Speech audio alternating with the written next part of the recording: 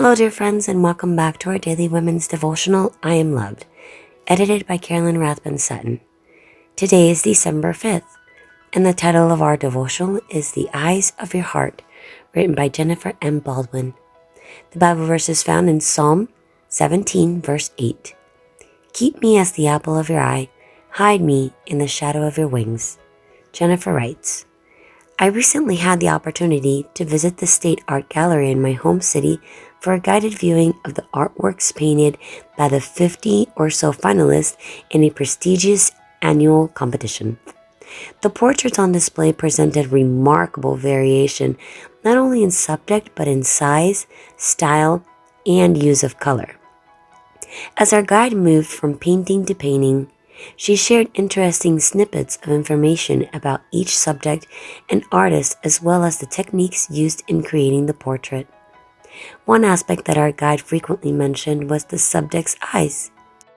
Some of the people depicted on canvas appeared to be looking directly at the viewer with a steady, confident gaze, while others seemed to be staring off into the distance. Some had eyes that sparkled with humor, but several times our guide commented on the sadness in the subject's eyes and revealed that the subject had suffered bereavement in the months prior to having their portrait painted.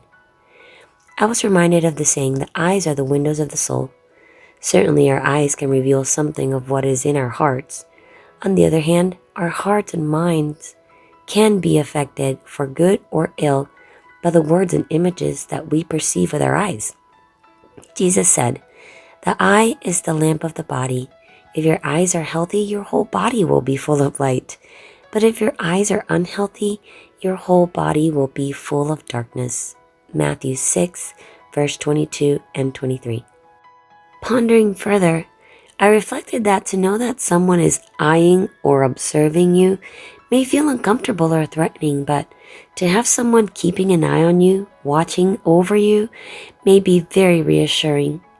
Consider, for example, the psalmist's assertion, the eyes of the Lord are on the righteous and his ears are attentive to their cry. We find this in Psalm 34, verse 15. What a tremendous source of confidence and encouragement to be able to picture with the mind's eye the wonderful things that God has promised us in his word. As Paul wrote to the Ephesian believers, I pray also that the eyes of your heart may be enlightened in order that you may know the hope to which he has called you, the riches of his glorious inheritance in his holy people, and his incomparably great power for us who believe, found in Ephesians chapter 1, verse 18 and 19.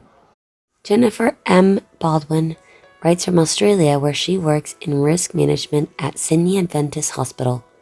She enjoys family time, church involvement, Scrabble, crossword puzzles, and researching her family history. She has been contributing to the devotional book series for over 20 years.